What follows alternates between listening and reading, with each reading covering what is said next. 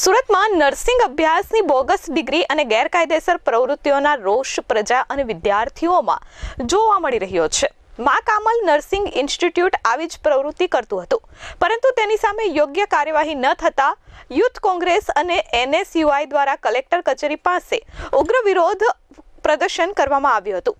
NSUIના સભ્યો દ્વારા નકલી નોટ કલેક્ટર કચેરીમાં ઉડાડવામાં આવી હતી અને વિરોધ વ્યક્ત કર્યો હતો। વિદ્યાર્થીઓની લેવામાં આવેલી ફી અને ડોક્યુમેન્ટ પાછા આપવા કલેક્ટર કચેરી ખાતે વિરોધ પ્રદર્શન કરી માંગ કરવામાં આવી હતી। ઇન્સ્ટિટ્યૂટ દ્વારા એડમિશન અહીં લેવામાં આવ્યા હતા અને વિદ્યાર્થીઓને બેંગ્લોર ભણાવવામાં આવતા હતા, જેનો વિરોધ કરવામાં આવ્યો છે। ઇન્સ્ટિટ્યૂટ દ્વારા વિદ્યાર્થીઓના ઓરિજિનલ ડોક્યુમેન્ટ જમા લઈ લેવામાં આવ્યા છે, જેને પણ તાત્કાલિક પરત કરવામાં આવે તેવી માંગ કરવામાં આવી છે।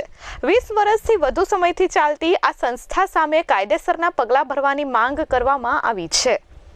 નરેન્દ્ર સોલંકી, પ્રદેશ પ્રમુખ, ગુજરાત NSUI। ખાસ કરીને ગુજરાતમાં ભારતીય જનતા પાર્ટીની સરકારમાં એક ટ્રેન્ડ હોય નકલીનો, એવી જ રીતના સુરતમાં જે મા કામલ નર્સિંગ બોગસ ઇન્સ્ટિટ્યૂટ છે, આ ઇન્સ્ટિટ્યૂટ દ્વારા આદિવાસી બાળકોના કરોડો રૂપિયા અને ઓરિજિનલ દસ્તાવેજો પોતે લઈ અને ક્યાંક ફ્રોડ કર્યું છે। આને લઈને અમે આજે કલેક્ટરશ્રીને રજૂઆત કરવા આવ્યા છે કે જેને મેડિકલ કાઉન્સિલની પરમિશન નથી, જેને ગુજરાત સરકારની પરમિશન નથી, છતાં આવા બોગસ ઇન્સ્ટિટ્યૂટ દ્વારા હજારો વિદ્યાર્થીઓને છેતરી અને લાખો રૂપિયા ફી વસૂલી છે, ઓરિજિનલ ડોક્યુમેન્ટ લઈ લીધા છે અને ક્યાંક આ વિદ્યાર્થીઓના ભવિષ્યને ક્યાંક અંધકારમય બનાવવાનું કામ આવી બોગસ ઇન્સ્ટિટ્યૂટના જે સંચાલકો છે કરી રહ્યા છે।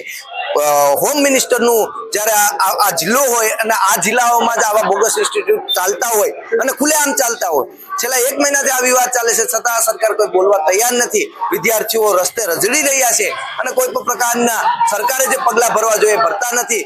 ત્યારે આજે અમે કલેક્ટરશ્રી પાસે રજૂઆત કરવા આવ્યા છે। 3 માંગણીઓ હતી અમારી। પહેલી માંગણી કે જે આ વિદ્યાર્થીઓને છેતરી અને ઓરિજિનલ ડોક્યુમેન્ટ અને ફી પડાવી લીધી છે એ તાત્કાલિક પાછી આપવામાં આવે। આ મા કામલ બોગસ ઇન્સ્ટિટ્યૂટ ઉપર કડકમાં કડક પગલાં ભરવામાં આવે, CBI તપાસ મૂકવામાં આવે અને જેટલી પણ આવી બોગસ ઇન્સ્ટિટ્યૂટ ચાલે છે એ સરકાર બંધ કરે, એવી માંગ સાથે આજે કલેક્ટરશ્રીને અમે રજૂઆત કરવા ગયા હતા। ધીરેન્દ્રસિંહ સોલંકી, NSUI વિદ્યાર્થી નેતા, સુરત।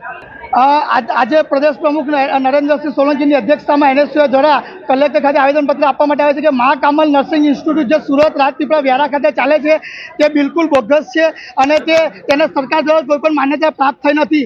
NSUI અનેક વખત મુખ્યપ્રધાનને અને શિક્ષણ મંત્રીને રજૂઆત કરી, તેમ છતાં હજુ સુધી ત્યાં આગળ સીલ મારવામાં કે તાળાબંધી કરવામાં નથી આવી।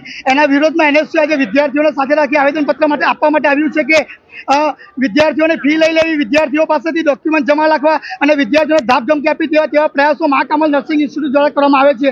તેના વિરુદ્ધમાં કલેક્ટર ખાતે આવેદનપત્ર માટે આપવા માટે આવ્યા છીએ। જો ભવિષ્યમાં પણ વિદ્યાર્થીઓને ડોક્યુમેન્ટ પરત આપવામાં નહીં આવે, ફી પરત આપવામાં નહીં આવે તો NSUIની એક જ માંગ છે કે ગાંધી ચિંધ્યા માંગે શિક્ષણ મંત્રી હોય કે પછી ગૃહમંત્રી હોય તેનો વિરોધ કરવો પડે તો સંપૂર્ણપણે તમે એનો વિરોધ પ્રદર્શન કરીશું।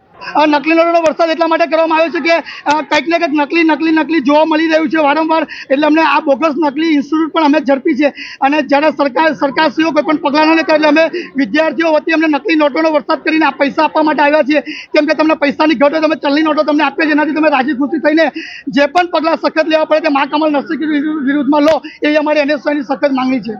Bureau report, S24 news, Surat.